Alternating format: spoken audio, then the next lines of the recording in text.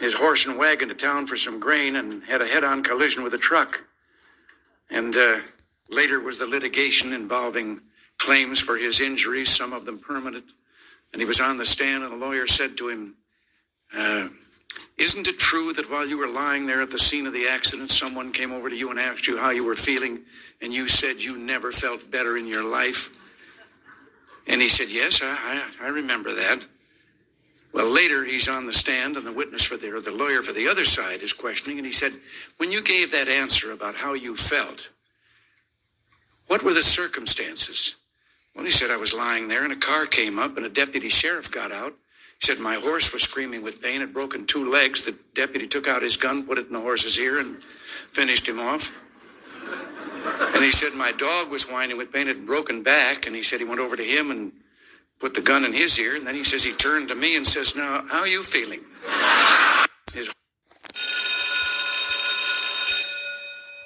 Good morning. It is Wednesday, the 21st of December, and this is The True Conservative. Welcome to all the butchers, bakers, and candlestick makers out there. I'm Ron, your host, and the only true conservative in the United States today. So today, after the daily declaration for spiritual warfare, the Pledge of Allegiance, and the Star-Spangled Banner, we'll have no free lunch, part 1 and 2 of the Communist Manifesto, Tucker-Carlson, and DUI.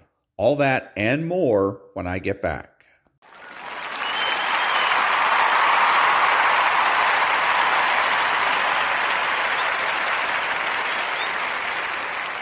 Thank you. And now the daily declaration for spiritual warfare, biblical principles to defeat the devil for December the 21st.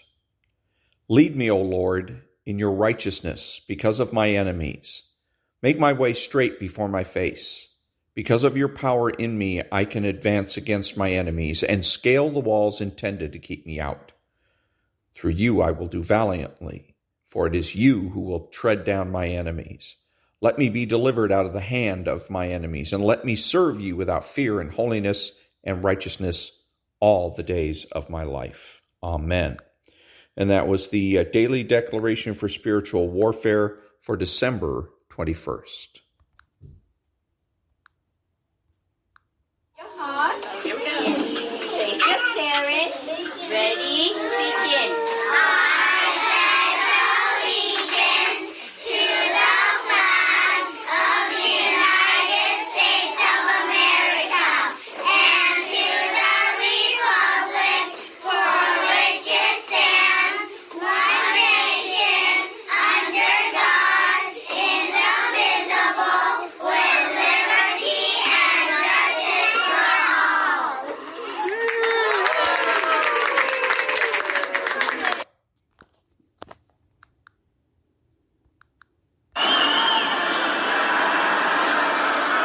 Ladies and gentlemen, please remain standing and remove your hats for the national anthem of the United States of America.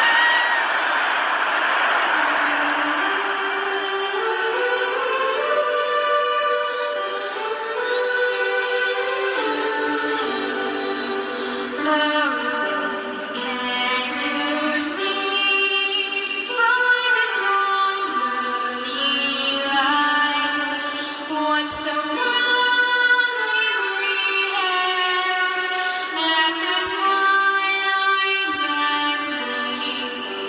Whose broad stripes and bright stars through the perilous fight, all the ramparts we watched were so gallantly streaming, and the rockets was bursting in air, gave proof through the night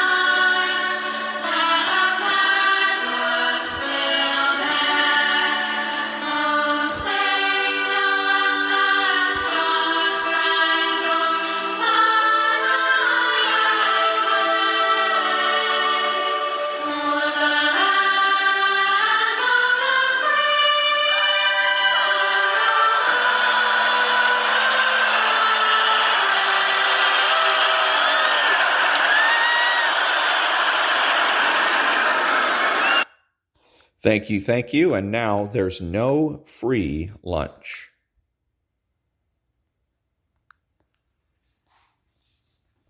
Incentives.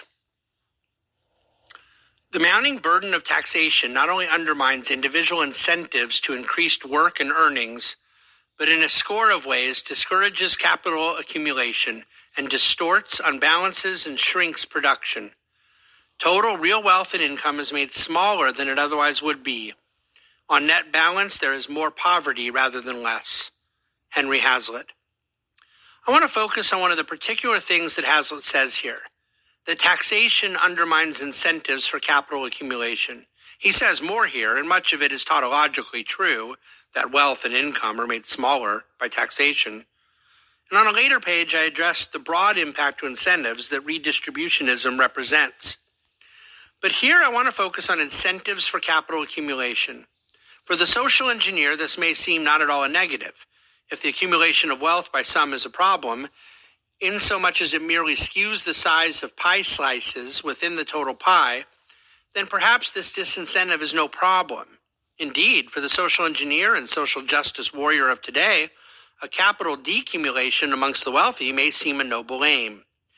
But alas, there is a problem. You knew that was coming. It is rooted in the zero-sum fallacy, the notion that there is a fixed amount of wealth in the universe and the accumulation of it by one means less available for another. But not only is this not true, the overall pie can and will grow through the productive behavior of human beings, meeting the needs of each other, but in stunting the actual capital formation that comes from one's capital accumulation, we disincentivize the very savings and investment that would otherwise benefit others. Taxes that punish capital leave less capital in the system and disincentivize capital investment. One person's savings is another person's borrowings. One person's investments are the source of another's equity, debt, capital projects, hiring, innovation, R&D, etc. In this sense, those who disincentivize the accumulation of capital for X do far more damage to everyone else than they do to X. Presumably, X already has wealth, but what they have done is cut off the ability of X to use his wealth to create wealth for Y and Z. This is counterproductive, and worse, it is immoral. And that was There's No Free Lunch, 250 Economic Truths by David-Bahnsen. Back in a minute.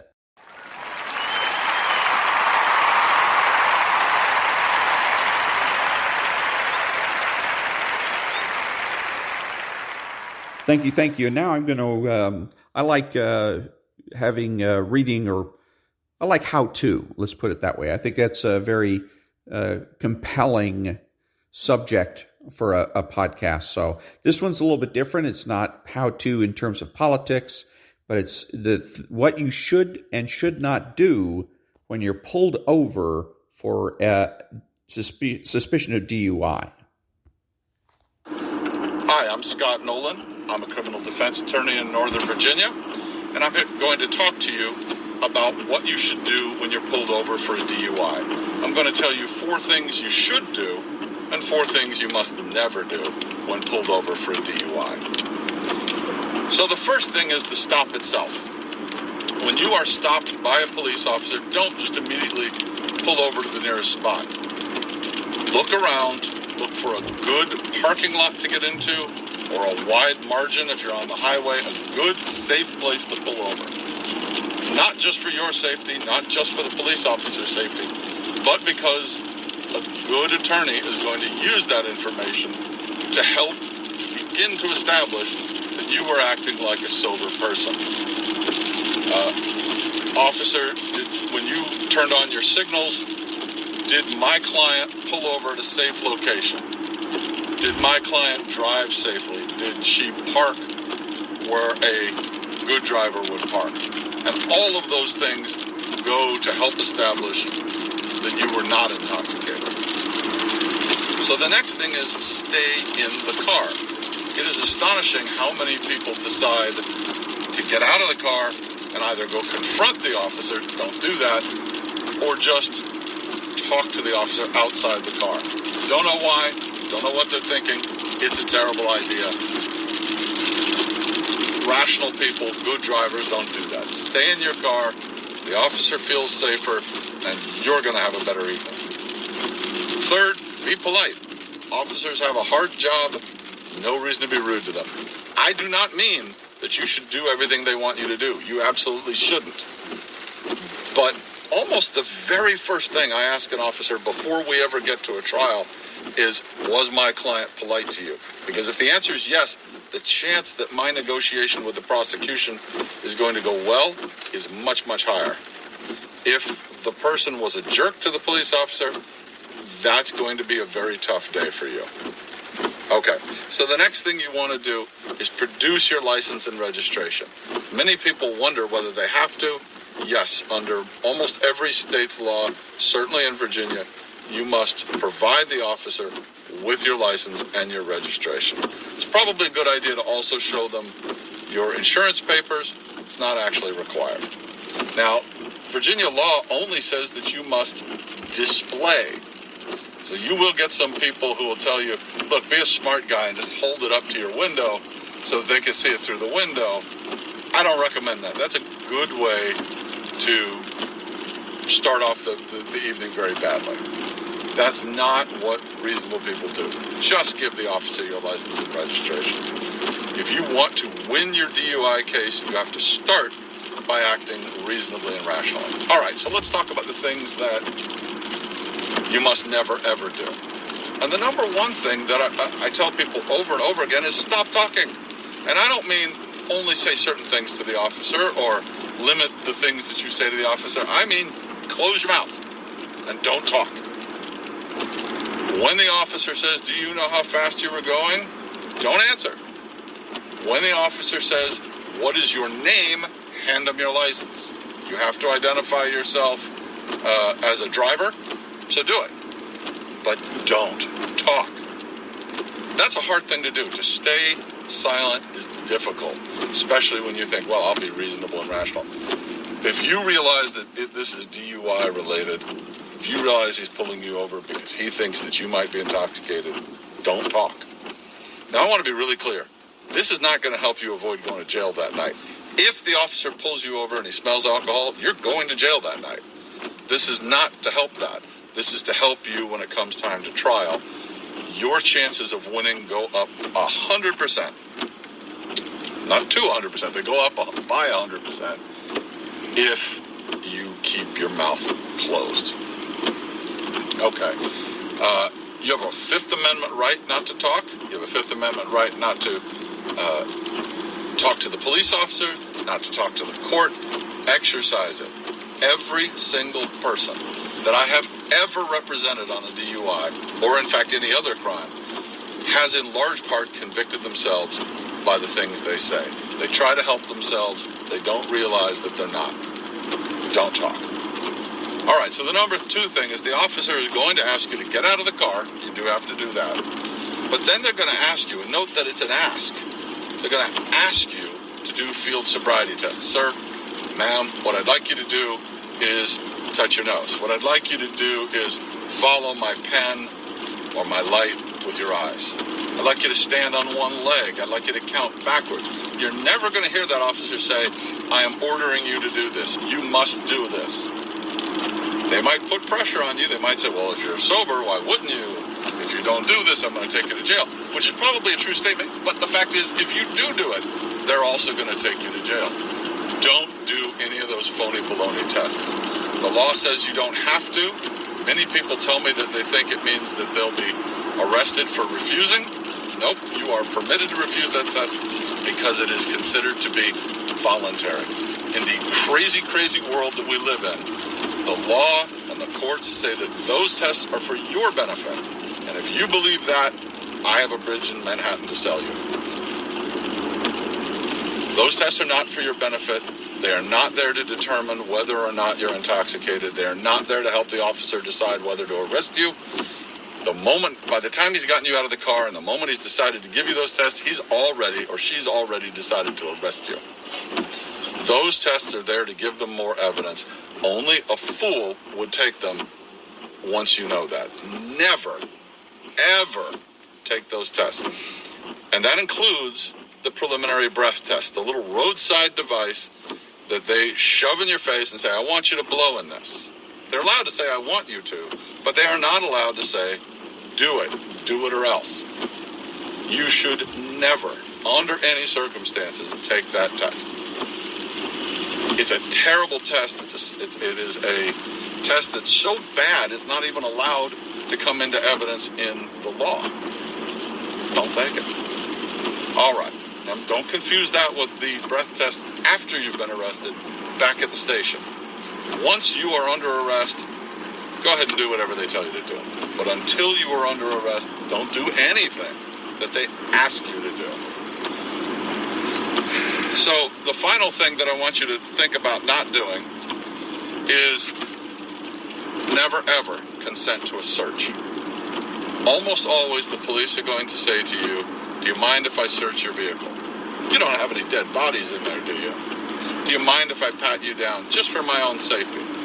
The answer to any such question is no. No, don't do it. Yes, I mind. You do not have my permission. And you need to be super clear.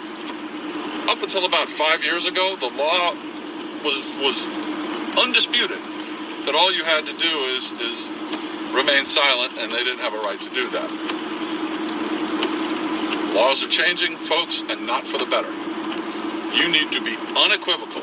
You do not have my permission to search me or my vehicle. Now, that does not mean that you should try to prevent them from searching you or the vehicle, because they're gonna. But do not give them your permission. That will allow your attorney to argue that it was a violation of your Fourth Amendment rights.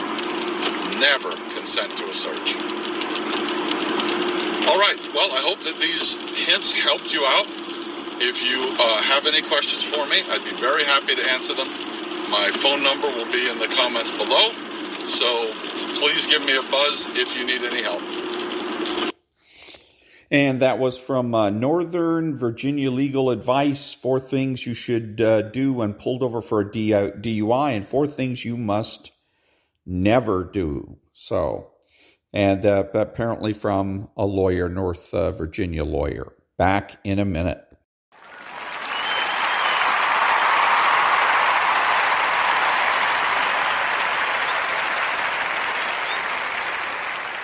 Thank you. This is Tucker-Carlson talking about Zelensky, and the title is, Where Does Zelensky Get Off Talking to Us Like This? Much more than they love you. Welcome to Tucker-Carlson Tonight. Remember when Sam Bankman-Fried showed up in Washington wearing a T-shirt and spouting nonsense, and all the self-described geniuses declared him a hero? The media, the Congress, the White House, they all love this weird little guy called Sam Bankman-Fried. Do you remember that? Somehow we were reminded of it today when the president of Ukraine arrived at the White House dressed like the manager of a strip club and started to demand money. Amazingly, no one threw him out. Instead, they did whatever he wanted. American taxpayers declared Joe Biden will continue to give Zelensky whatever he demands for, quote, as long as it takes. Tellingly, Biden never specified what it is, as long as it takes to do what? Push the Russian army back to pre-invasion borders? Sounds reasonable. That's what most Americans likely assume, those who are still paying attention. But that is not what Zelensky means, and it is not what he is asking for. Zelensky is demanding regime change in Russia, just like in Iraq and Libya and a long list of other failed states, except this time in the heart of the Eurasian landmass, next door to the entire civilized world. That's what Zelensky has called for repeatedly, and every dollar we send to him goes toward that end. And at this point, he's getting a lot closer to achieving it. So what happens if he, quote, wins? What does the ensuing chaos look like? Thought about that? Who's going to secure the world's largest nuclear arsenal once we help Zelensky topple the Russian government? Who replaces Putin? Strangely, those topics did not come up today, because that wasn't the point.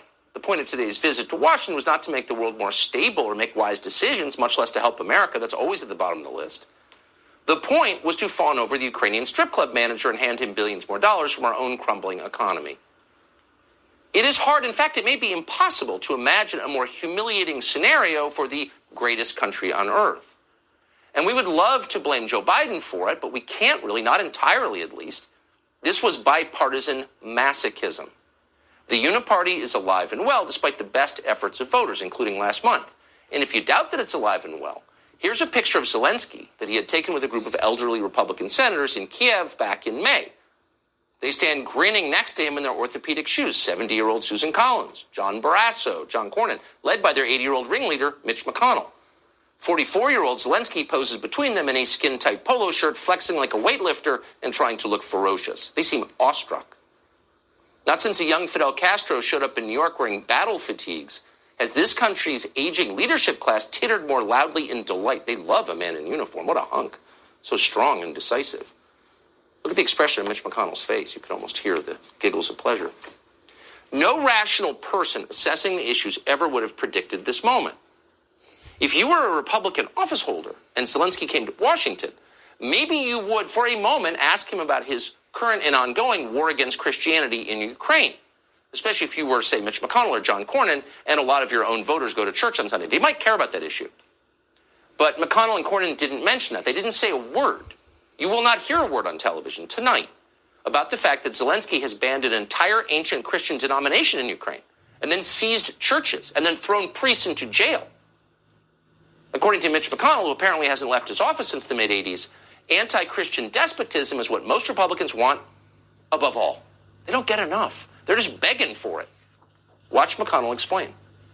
Providing assistance for the Ukrainians to defeat the Russians, that's the number one priority for the United States right now, according to most Republicans. That's sort of how we see the challenges confronting the country at the moment. And two other senators stand behind him, nodding like it's true. Defeating Putin is, quote, the number one priority among Republicans, says Mitch McConnell, who leads Republicans in the Senate. Number one? Before our own economy? Or our own children's schools? Or, for that matter, before the more than 2,000 young people killed last year by fentanyl in Mitch McConnell's, quote, home state of Kentucky? Punishing Vladimir Putin for putting Donald Trump in office is more important than all of that, says Mitch McConnell. Ukraine's borders matter. Ours don't matter. You may have suspected they thought that, but at this point, they're just coming out and saying it's right in your face. And, of course, the White House agrees completely. Watch Mitch McConnell announce today that you'll be paying for ever more advanced weapon systems to be sent to Ukraine, whether you like it or not. We're going to continue to strengthen Ukraine's ability to defend itself, particularly air defense, and that's why we're going to be providing Ukraine with Patriot missile battery and training your forces to be able to accurately use it.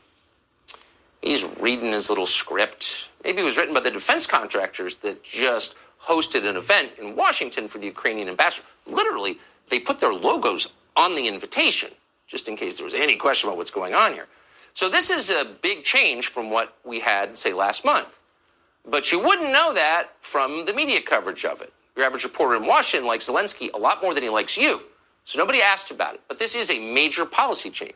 It was just a few months ago that a senior U.S. defense official said, and we're quoting, there is no discussion about putting a Patriot battery in Ukraine. In order to do that, you would have to put U.S. troops with it to operate.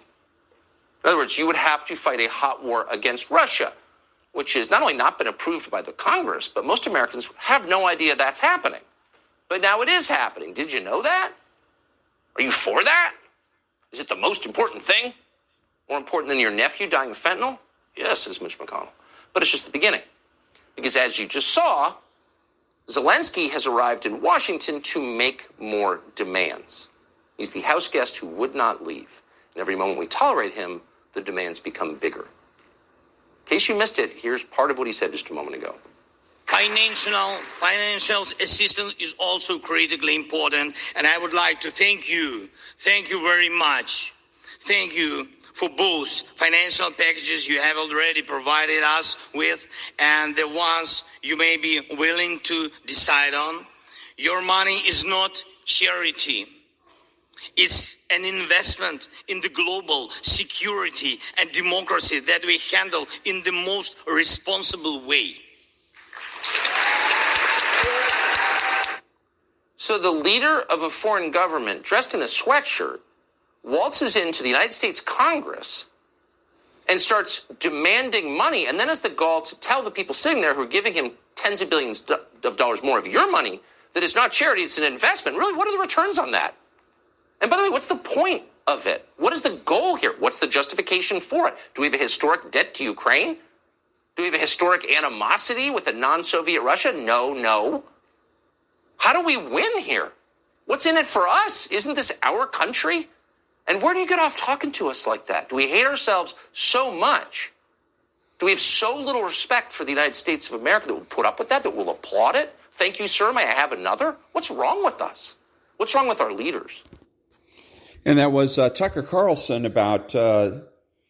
Zelensky and the money that's being spent to bolster, I guess, Ukraine. Back in a minute.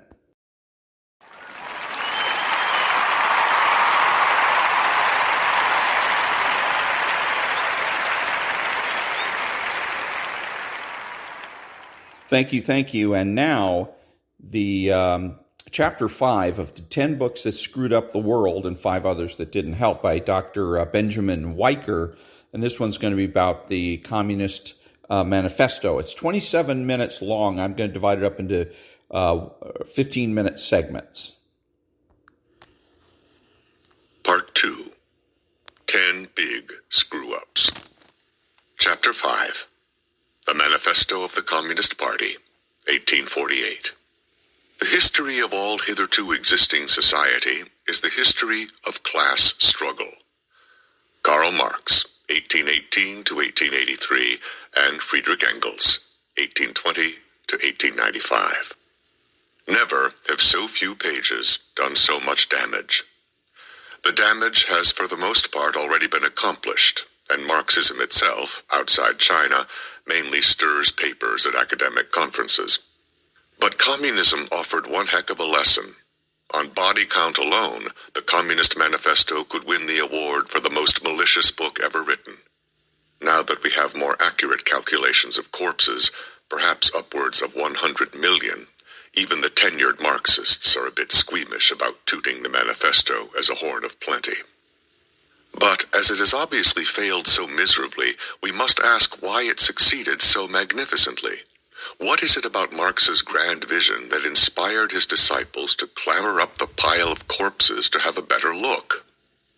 Before beginning, however, I must address an offensive criticism of the approach I'm going to take. I mean offensive in both senses, as if the best defense were merely to be offensive. Francis Wien, in his otherwise fine biography of Marx, sets off sailing with the remark that only a fool could hold Marx responsible for the Gulag, but there is, alas, a ready supply of fools. Should philosophers be blamed for any and every subsequent mutilation of their ideas? We assume from his rhetorical tone that our answer must be, of course not, but that would reveal dangerous ignorance of one of philosophy's most profound questions. That question, should philosophers be blamed for any and every subsequent mutilation of their ideas, was near and dear to the 3 greatest philosophers who ever lived, Socrates, Plato, and Aristotle. It is not a fool's question. It was asked by Plato and Aristotle when the disciples of Socrates began to gravitate toward the support of political tyranny. One might even say that one of the great differences between ancient and modern philosophy is that ancient philosophy takes this question with the utmost seriousness, and modern philosophy dismisses it as foolish. Being a partisan of the ancients, I suggest that if Marx himself had attended to this question, Marxism's corpse count might have been considerably lower. Perhaps, like some others, Wien is assuming that philosophy isn't dangerous, another modern error, because it is merely a thought in someone's head or a word on some book's page. Sticks and stones can break our bones, but words can never harm us, that kind of thing. It is for this reason, I think, that Wien puts the matter so abstractly, speaking of philosophers in a general way, and not about the particular philosophy under consideration.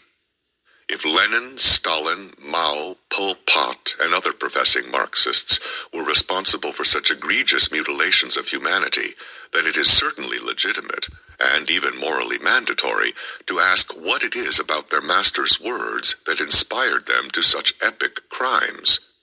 One would have to be a fool to ignore such an inquiry.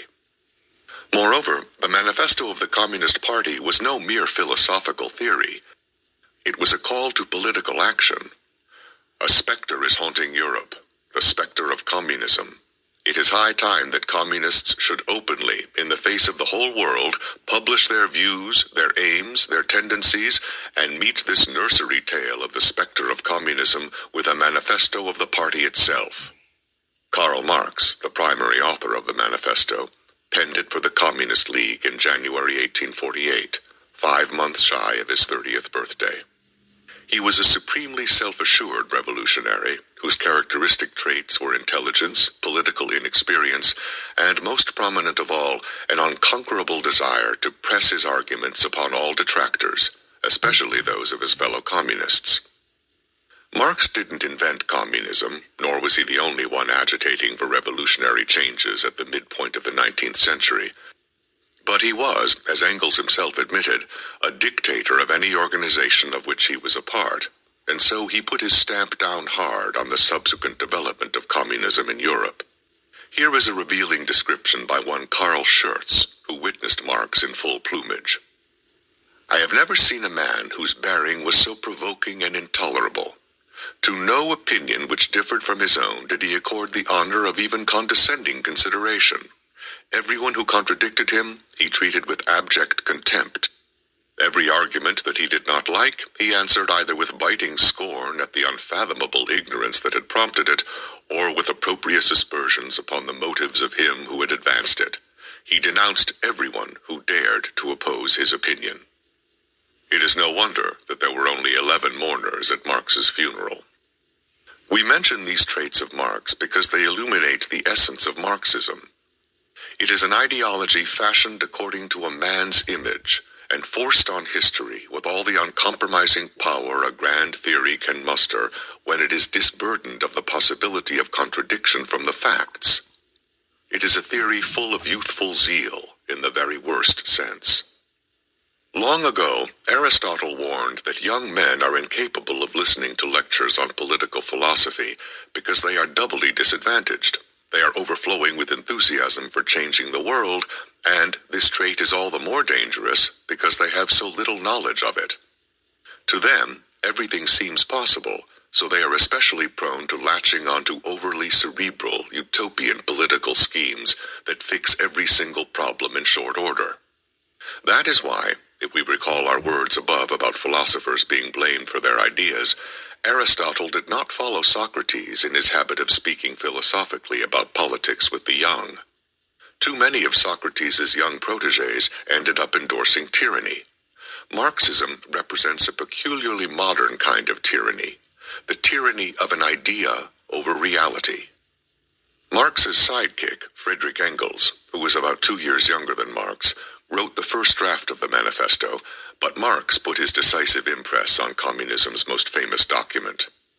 The central ill of the manifesto is its assumption of what came to be called historical materialism, which is linked to Marxism's atheism.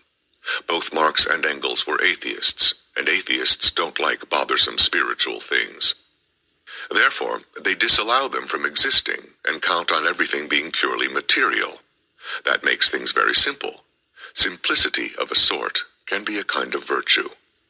But the simplicity of Marxist reductionist materialism is a dreadful vice, precisely because it ignores the complexity of the very things it professes to explain, human beings and human history. Let us begin with its most famous statement. The history of all hitherto existing society is the history of class struggle. If you had read a fair amount of history, not written by a Marxist historian, your reasonable response might be something like this. Well, Karl, certainly understanding the dynamics between social classes helps us to appreciate a significant part of each society's history, but there are a multitude of other aspects of human social life that defy so simple a formula. We should be wary of such a generalization, if for no other reason than that the existence of different classes in any particular society has a host of complex causes. The intellectual aspects of culture, for example, seem to have little to do with the existence of, or struggle between, social classes. Such comments, Marx would shoot back, are not deserving of serious examination. Really? Dare I ask, why not? Does it require deep intuition to comprehend that man's ideas, views, and conceptions, in one word, man's consciousness, change with every change in the condition of his material existence, in his social relations, and in his social life? But, Carl, what else does the history of ideas prove than that intellectual production changes its character in proportion as material production is changed? The ruling ideas of each age have ever been the ideas of its ruling class. Yes, well, I can see a certain... The history of all past society has consisted in the development of class antagonisms that assume different forms at different epochs. As I said, while class distinctions are important, but whatever form they may have taken, one fact is common to all past ages, viz., the exploitation of one part of society by the other. Hold on there. Even you must admit that there are certainly other things all societies have in common besides some kind of exploitation. What about the desire for justice, the love between man and woman, the institution of marriage, the... No wonder the social consciousness of past ages, despite all the multiplicity and variety it displays, moves within certain common forms or general ideas which cannot completely vanish except with the total disappearance of class antagonisms. Come again? The disappearance of justice, love, marriage? That's what communism will give us, along with snatching up everybody's property? The communist revolution is the most radical rupture with traditional property relations. No wonder that its development involves the most radical rupture with traditional ideas. In place of the old bourgeois society, with its classes and class antagonisms, we shall have an association in which the free development of each is the condition for the free development of all. So flows the torrent from Marx's pen, battering opponents with abstractions rather than replying in detail to objections. If you disagree with him, then you are worse than an idiot. Your very disagreement proves his thesis. Because all ideas are merely the reflections of social class, then the only reason you could have for disagreeing with Marx is that your head is filled with the ideas of the old bourgeois society, the capitalist class that is oppressing the working class. You are then an obstacle to be eliminated by the proletarian revolution, rather than a legitimate objection to be answered by reason. If you've never encountered a Marxist or read Marx himself, all of this heaping flow of abstractions probably makes little sense. So for the benefit of clarity, let's pick his argument apart and look at its assumptions. We begin with the most important assumption, which we've already noted. Marx was an atheist and a materialist. The two go together. The denial of spiritual entities means the affirmation of all reality as purely material. What then is a human being? He is an animal that, like every other animal, must provide for his own material well-being. As human beings are furless animals with paltry claws and less than menacing teeth, they need to go much further than other animals in having to labor to produce things for their own sustenance and protection. The more complex the society and the more diverse the things it produces, the more complex is the division of labor that produces them. Recalling Rousseau, labor involves the removal of what is common to what is private, and hence arises private property. Furthermore, the production of food, clothing, shelter, and methods of protection takes different forms or modes, say in an agricultural society based on a hillside versus a fishing-based community by a seaside. Therefore, different societies have different modes of production that are manifested in the structure of their respective division of labor. We can even see how this division would manifest itself in distinct social classes: the rulers, the warriors, the landed gentry, the shopkeepers, the farmers, the artisans, and so on. Some would own more property or have more money than others, and some might indeed have little or no property or money. And we can even see that a certain amount of antagonism between the classes might arise, more in some societies, less in others. Nothing particularly controversial or Marxist about what I've just said. In fact, Plato and Aristotle have quite profound and decidedly non-Marxist philosophical arguments based on the divisions of labor in society. What keeps Marx from similar profundity is his devotion to materialistic simplicity and revolutionary utopianism. In regard to materialistic simplicity, Marx made the fundamental error of confusing an important aspect of something with its entirety. Bulls have horns, but they are not merely life support systems for their formidable headgear. Likewise, human beings need food, clothing, and shelter, yet they are not merely food.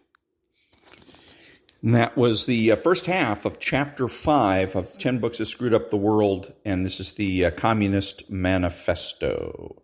Back in a minute.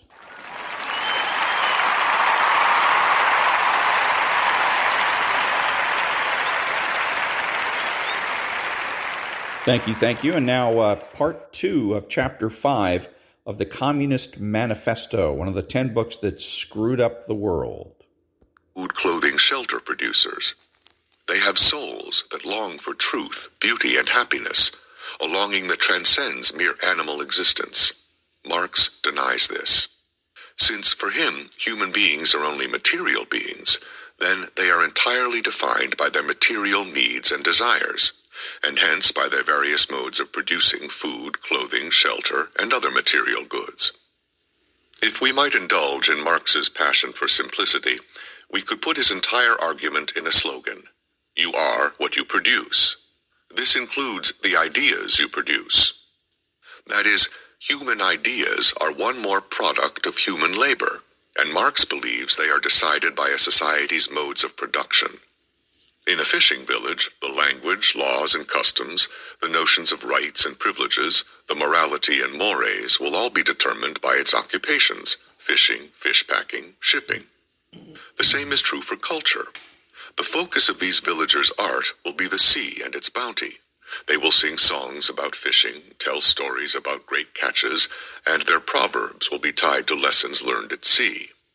Above all, their notions of the divine will be taken from their way of life, so that just as Hebrew goatherds and warriors spoke of a great shepherd warrior in the sky, the fishing community will imagine a Neptunesque deity. That's about as far as I can go in making this aspect of Marx's argument plausible.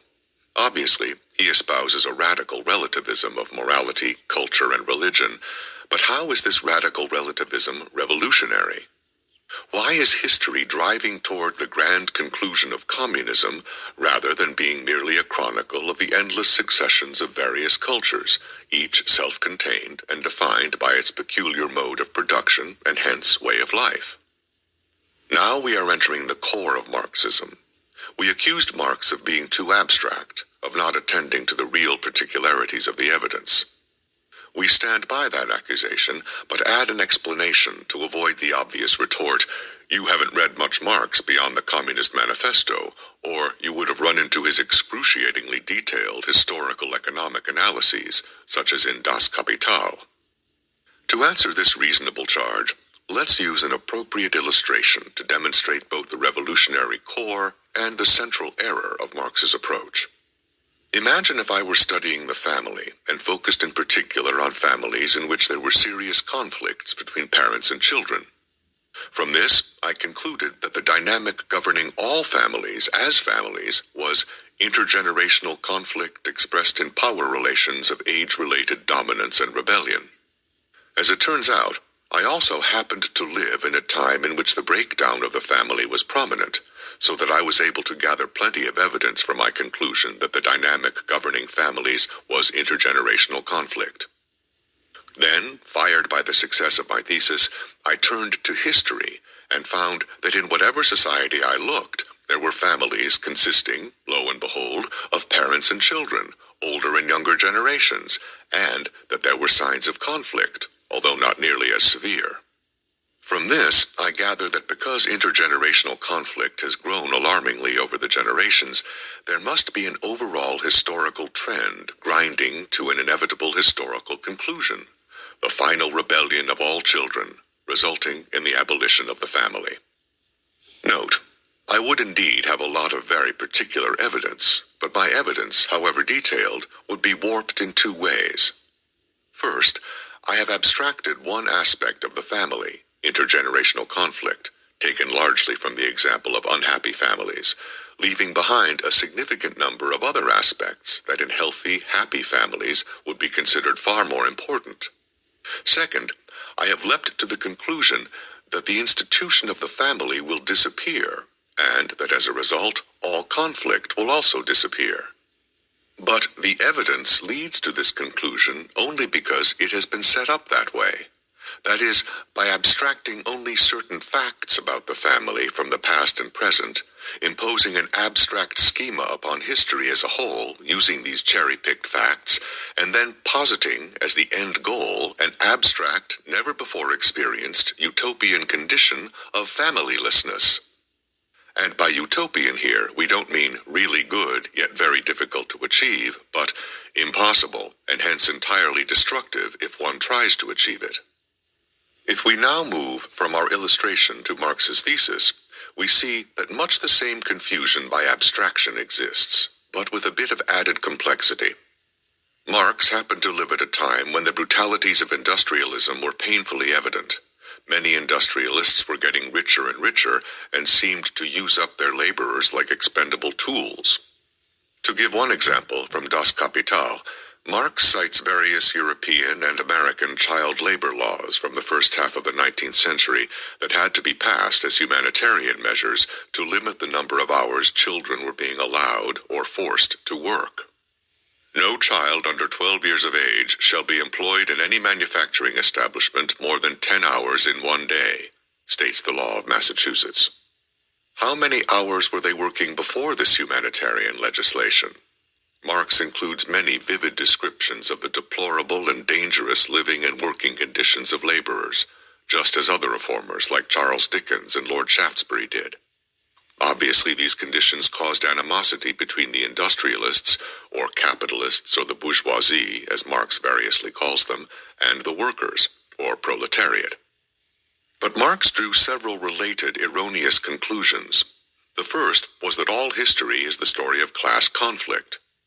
Given this assumption, he then views every aspect of society through his class warfare goggles, including the family itself, and so history really is grinding toward the abolition of the family as well.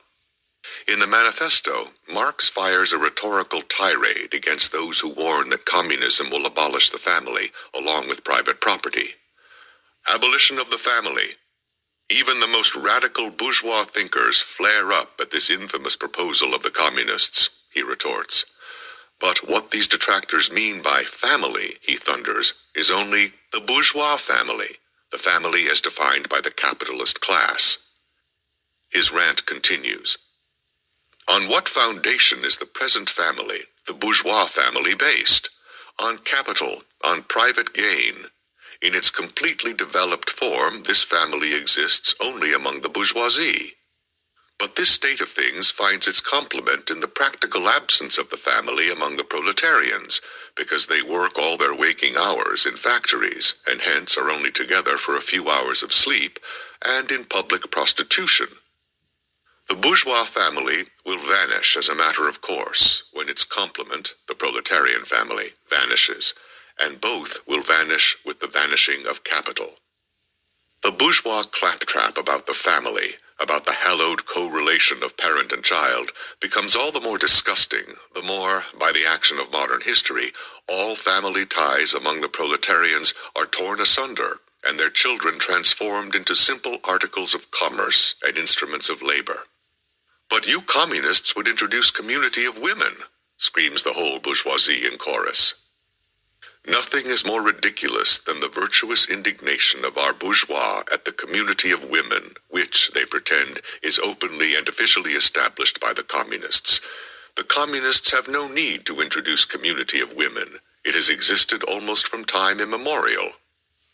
Our bourgeois, not content with having the wives and daughters of their proletarians at their disposal, not to speak of common prostitutes, take the greatest pleasure in seducing each other's wives.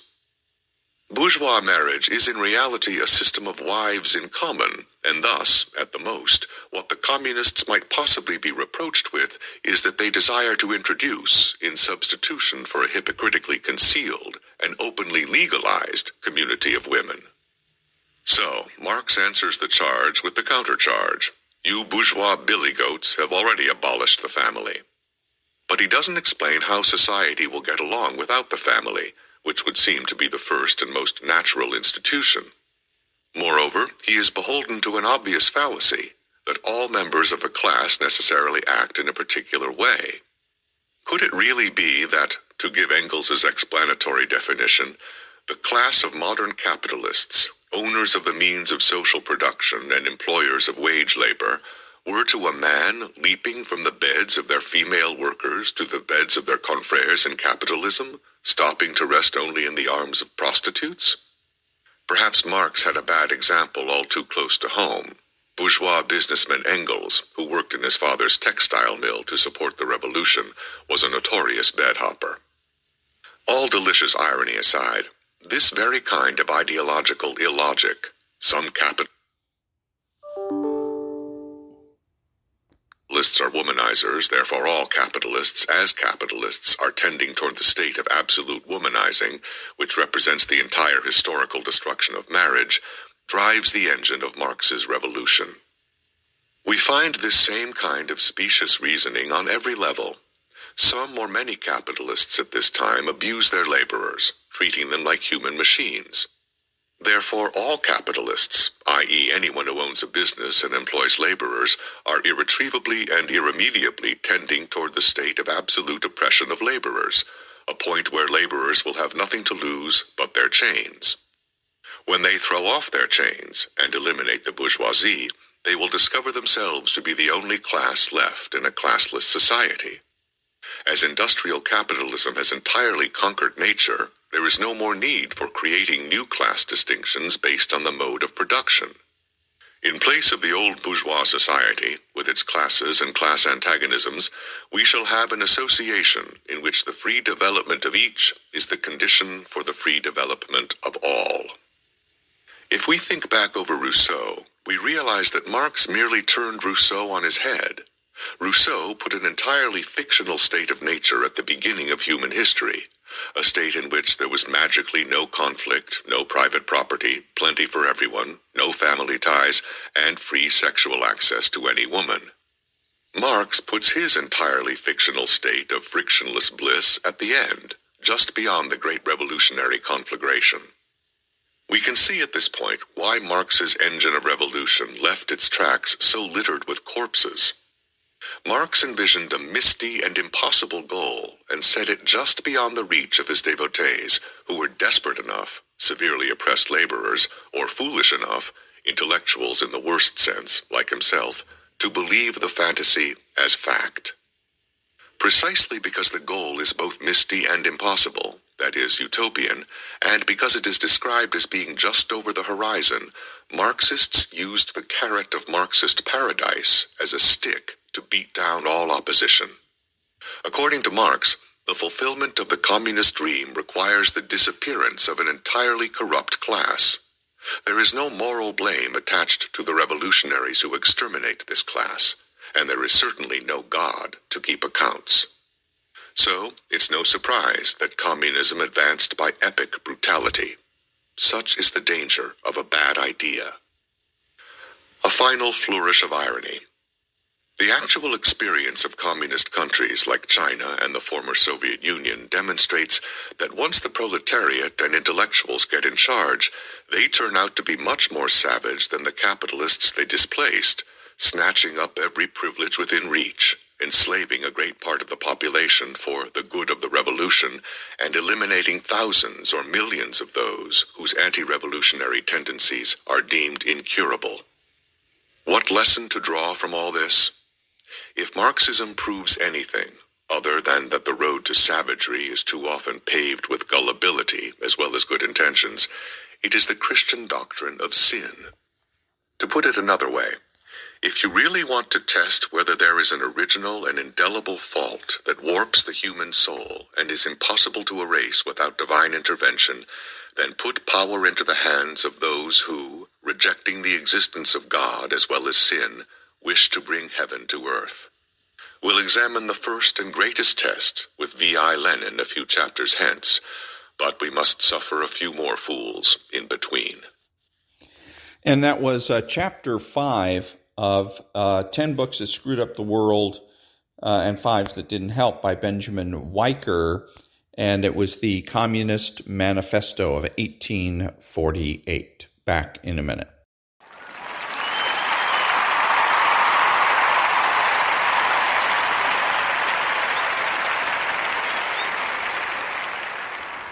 Thank you. This is Ron, your host, the only true conservative in the United States today, bidding adios to all the butchers, bakers, and candlestick makers out there.